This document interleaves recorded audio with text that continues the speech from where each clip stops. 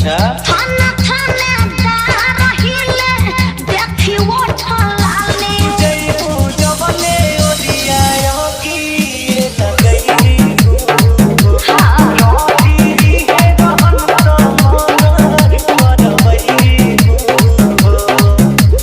बोले low power पतिया जहिया कनिको पिलेला। अरे मैडम कहाँ का बात कहाँ जो हाँ तो सुनाइए ना। अच्छा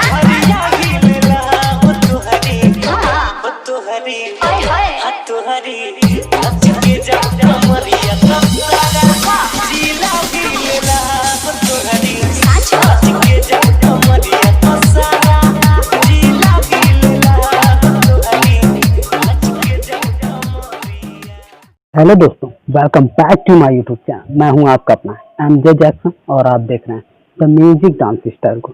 तो अभी तक हमारे चैनल को आपने सब्सक्राइब नहीं किया तो प्लीज़ जाकर सब्सक्राइब करिए, बेल आइकन को जरूर प्रेस कर लीजिए ताकि लेटेस्ट वीडियो देखने के लिए सबसे पहले आप। Thank you for watching this video.